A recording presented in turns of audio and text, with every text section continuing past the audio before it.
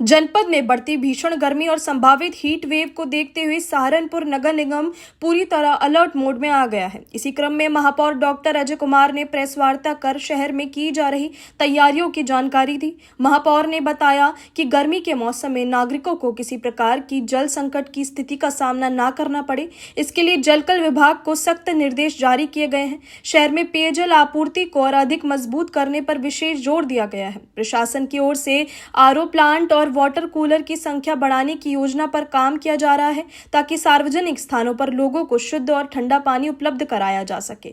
इसके साथ ही खराब ट्यूबवेल और पाइपलाइनों की मरम्मत का कार्य भी तेजी से जारी है, जिससे आपूर्ति व्यवस्था में किसी तरह की बाधा न आए। आवश्यकता पड़ने पर टैंकरों के माध्यम से भी पानी की आपूर्ति सुनिश्चित करने की तैयारी की गई है।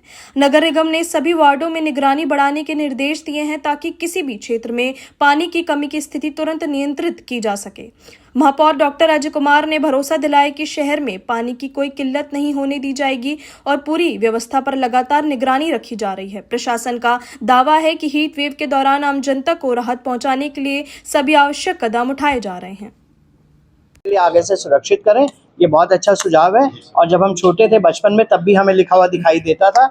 अभी जो सिस्टम है, पहले हाइपरक्लोरिनेशन का एक सिस्टम होता था जिसमें क्लोरीन ज़्यादा डालकर, आपने देखा होगा पहले ज़माने में कहते थे हम लोग, आँख में लाल हो गया भैया आज टंकी में क्लोरीन डाला, ऐसा देखते होंगे आप लोग, पहले होता था। क्योंकि उसमें एक विधा यूज़ की जाती थी पानी को क्लीन करने के लिए जिसको हाइपरक्लोरिनेशन कहते हैं, यानी क्लोरीन ज़्यादा कर देते थे और नाक में आँख में लगती थी उस दौरान, अगर ध्यान हो। अभी जो सोडियम हाइपोक्लोराइड है वो मैकेनिकल डोजर ना यूज़ करके इलेक्ट्रॉनिक डोजर यूज़ करता है, यानी वो पानी को पहले लेता है, पानी को सेंस करता है उसको कितने क्लोरीन की ज़रूरत है उतना ही क्लोरीन रिलीज़ करता है। लेकिन जो माननीय महेश जी ने सवाल उठाया कि इस बार ये सुनिश्चित कर लें जहाँ पर भी मैकेनिकल डोजर लिखा है, इलेक्ट्रॉनिक डोजर लिखा है, वो भी लिखें कि यह टंकी का इलेक्ट्रॉनिक डोजर के द्वारा किया जा रहा है। इसकी पिछली सफाई कब हुई थी, अब सफाई कब हुई है, अगली सफाई अपेक्षित कब है, ये तीनों ही अंकित कर देंगे तो जो सजग नागरिक हैं उनको भी ध्यान रहेगा कि सफाई हुई या नहीं। जब सफाई होगी उसके गूगल फोटो लगातार लगे होने चाहिए, उसकी वीडियो रिकॉर्डिंग होनी चाहिए और होने के बाद इस पट्टिका की भी वीडियो रिकॉर्डिंग होनी चाहिए। और कोई सवाल? हमारे जल मित्र होते हैं जो घर घर जाते हैं और वह एक तरह की स्वयंसेवी संस्थाएं हैं, उनको कुछ मिनिमम चार्जेस दिया जाता है, वो घर घर जाकर पानी का सैंपल लेते हैं। आपके माध्यम से लोगों को ये भी कहना चाहता हूँ कि जब वो आएँ आपका फ़ोटो लें, आपके पानी आप ही भरेंगे और आपका फ़ोटो वो लेंगे, इसलिए ताकि उनकी कोई किसी तरह का बायस ना आ जाए। और अभी तक हम लोग जल निगम ग्रामीण के एक लैब है जिसके द्वारा टेस्टिंग कराते हैं। हम बड़ी मात्रा में टेस्टिंग कराने चाहते हैं। अभी हमने इसके लिए फंड एलोकेट कर दिया कि हम अपनी लैब खुद बनाएं और उस लैब में अगर कोई घर से भी अपने पानी लाता है वो दे। जब पानी की क्वालिटी देखी जाती है तो उसकी पहले फिजिकल क्वालिटी देखते हैं कि वो पीने में कुछ अजीब तो नहीं लग रहा है, उसका रंग क्लियर है, उसमें कोई स्मेल तो नहीं आ रही है। फिर उसके बाद बैक्टीरियल, वायरल मीन्स बायोलॉजिकल देखा जाता है और उसका केमिकल देखा जाता है। तो केमिकल में होता है कि उसमें कितना लेड आ रहा है, कितनी बाकी फास्फोरस आ रहा है, कितना ऐसी चीज़ें आ रही है जो शरीर के लिए हानिकारक होती हैं, एक तो वो देख लेते हैं, वो ऐसा सहारनपुर के पानी में नहीं आ रहा है। दूसरा होता है बैक्टीरियोलॉजिकल। आपने देखा होगा कई बार सूचनाएं अभी तो नहीं मिल रही, लेकिन दशकों पहले सूचना मिलती थी कुछ जगह पानी पीने से डायरिया हो जाता है या कुछ जिन्हें पानी देने से, आपने देखा हो तो कानपुर का उदाहरण है, कलकत्ता का उदाहरण है, बार बार वहाँ हेपेटाइटिस का बड़ा हो गया।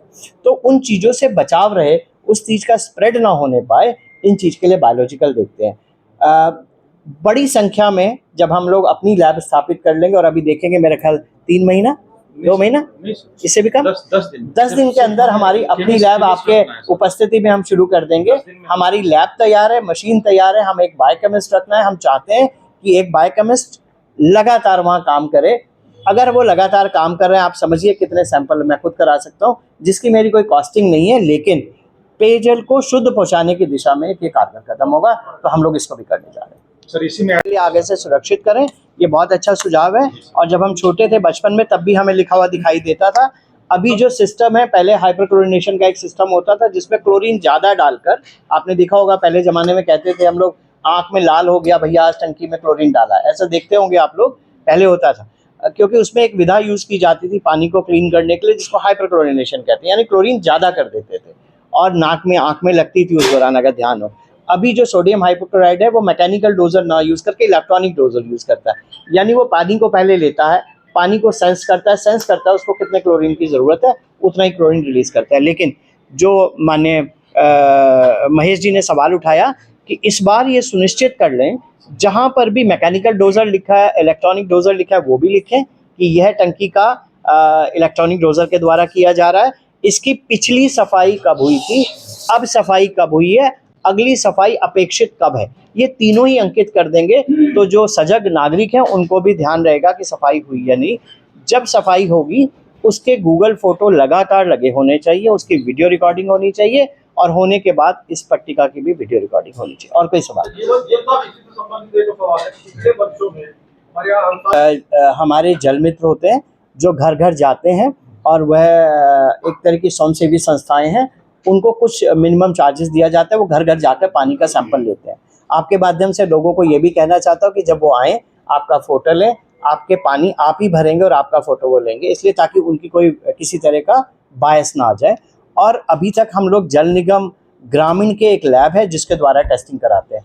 हम बड़ी मात्रा में टेस्टिंग कराने चाहते हैं। अभी हमने इसके लिए फंड एलोकेट कर दिया कि हम अपनी लैब खुद बनाएं और उस लैब में अगर कोई घर से भी अपने पानी लाता है वो दे। जब पानी की क्वालिटी देखी जाती है तो उसकी पहले फिजिकल क्वालिटी देखते हैं कि वो पीने में कुछ अजीब तो नहीं लग रहा है, उसका रंग क्लियर है, उसमें कोई स्मेल तो नहीं आ रही है। फिर उसके बाद बैक्टीरियल, वायरल मीन्स बायोलॉजिकल देखा जाता है और उसका केमिकल देखा जाता है। तो केमिकल में होता है कि उसमें कितना लेड आ रहा है, कितनी बाकी फास्फोरस आ रहा है, कितना ऐसी चीज़ें आ रही है जो शरीर के लिए हानिकारक होती हैं। एक तो वो देख लेते हैं, वो ऐसा सहारनपुर के पानी में नहीं आ रहा है।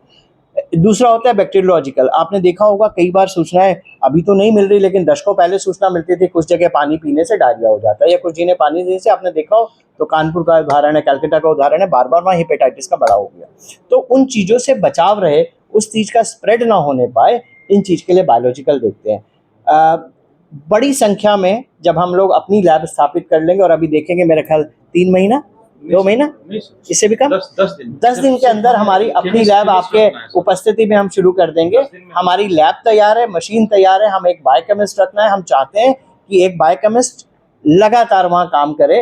अगर वो लगातार काम कर रहे हैं, आप समझिए कितने सैंपल मैं खुद करा सकता हूँ, जिसकी मेरी कोई कॉस्टिंग नहीं है, लेकिन पेयजल को शुद्ध पहुँचाने की दिशा में ये कारगर कदम होगा। तो हम लोग इसको भी करने जा रहे हैं। सर इसी में आए होते हैं वहाँ पर वाहन चालकों को या लोगों को खड़ा होना पड़ता है तो बहुत गर्मी का सामना करना पड़ता है, क्योंकि कई बार 2 मिनट 3 मिनट का वेटिंग टाइम भी होता है। तो हम लोग विभिन्न जितने भी मुख्य चौराहे हैं सब पर ग्रीन नेट लगाकर शेडेड एरिया बनाएंगे, साथ साथ मिस्ट स्प्रे सिस्टम लगाएंगे जिससे पानी का स्प्रे होता रहे।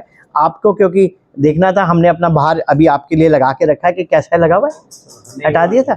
अच्छा, हमने अभी डेमो लिया था, अपने बाहर लगाकर डेमो लिया था, सिर्फ यहाँ लगा नहीं रहे, डेमो लिया था। तो अब अभी देखेंगे हफ्ते के बाद हमारी पूरी तैयारी रहेगी, क्योंकि हीट वेव लगभग मिड ऑफ मई से लेकर जून एंड तक रहती है।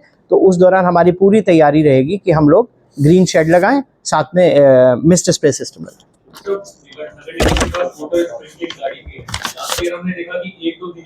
नहीं, वाटर स्प्रिंकलिंग गाड़ी जो है वो कूलिंग के लिए नहीं होती, वॉशिंग के लिए होती है। लेकिन फिर भी जब भी बड़े आयोजन थे, जैसे कोई शोभा यात्रा निकल रही थी या कुछ था, हम करेंगे। इससे पहले मैंने आपको बताया कि जो हमारी मीडियंस हैं, जहाँ पर की हरित पट्टी है, हरित पट्टी पे लगातार पानी का छिड़काव करेंगे, जिससे एवोपरेट होकर वह जो आप कार्य कह रहे हैं वो हो पाए।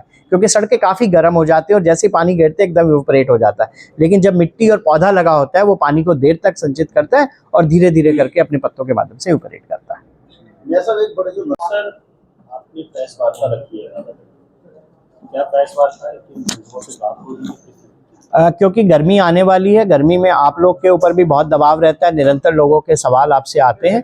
तो हम लोग अपनी क्या तैयारी करें, उस तैयारी के लिए हमने आपको साझा किया कि हम क्या तैयारी कर रहे हैं, इसीलिए हमने रखी थी। आपके कुछ सुझाव होंगे या आपके माध्यम से सुझाव प्राप्त होंगे, उस पर भी हम लोग कार्य करेंगे। मेरे साथ ये तो बहुत अच्छी बात है कि हमारा जो नगर निगम है वो गर्मी से बचाने के लिए प्रयास कर रहा पहले से। ये सर ये बताइए, नियमानुसार जो वाटर हेड्स हैं बने हुए हैं, उनके नियम क्या है सफाई का, कितने टाइम पे उनकी सफाई होनी चाहिए? अगर पेयजल ही शुद्ध नहीं मिलेगा तो आपके प्रयासों का क्या फायदा होगा? उस पर क्या कोई नियम है कि जब उसकी सफाई होगी उसका अंकित भी कराया जाएगा कि इसकी सफाई इस तारीख में हुई है और कितने दिन बाद दोबारा होगा? और इसी से जुड़ा मेरा प्रश्न है कि क्या किसी वाटर हेड्स पर ये लिखा गया है आपके कार्यकाल में कि इसकी सफाई अब हुई है? क्योंकि नियम तो ये है, आपके कार्यकाल में इसकी सफाई जो है उसके बारे में आप बता दें, अगर उस पर लिखा हुआ है क्या, क्योंकि आप मायना भी करते हैं। बिल्कुल बिल्कुल बढ़िया क्वेश्चन है आपका। जो हमारे वाटर हेड हैं, वेस्ट बोलते हैं, ओवरहेड टैंक्स, तो वो जवाब देने पानी सीवेज ट्रीटमेंट प्लांट के द्वारा हमारे को मिलता है, क्लीन होने के बाद उसके रीयूज को बढ़ाना चाहते हैं। यानी जो पानी सीवेज के क्लीनिंग के बाद निकलता है वह पानी कार वॉशिंग में, उद्यान में और जो हमारे निर्माण की साइट है, कंस्ट्रक्शन साइट है, उसमें यूज़ हो पाए। इसको हम लोग ने पिछले वर्ष भी प्रेरित किया था, इस वर्ष भी प्रेरित करेंगे। आप सबसे भी अनुरोध रहेगा कि उसको प्रेरित किया जाए कि उद्यान में, कार की सफाई में, सड़क की सफाई में, धुलाई में और कंस्ट्रक्शन साइट में जहाँ पर मकानों का, बिल्डिंगों का निर्माण हो रहा है वहाँ पर उसको पानी को रीयूज़ करें, जिससे पानी का व्यय रोका जा सके। इसके लिए हम 62.5 किलोलीटर क्षमता के अंडरग्राउंड रिजर्वायर को मलीपुर एसटी पर स्थापित कर रहे हैं और वहाँ से हम लोग कोशिश करेंगे लाइन बाहर डालकर फ्री ऑफ कॉस्ट पानी इन लोगों को दे जो कार वॉश करते हैं, ताकि उनको कुछ खर्चा ना पड़े, वो पानी हमारे से फ्री में ले लें और कार वॉश में यूज़ करें, बिल्डिंग की साइट पे यूज़ करें। पिछले 6 माह में लगभग हमने 20 के करीब ट्यूबवेल अपनी राय हमें कमेंट बॉक्स में ज़रूर दें। ऐसे ही लेटेस्ट अपडेट्स के लिए हमारे चैनल रॉयल बुलेटिन को लाइक, शेयर और सब्सक्राइब करना ना भूलें।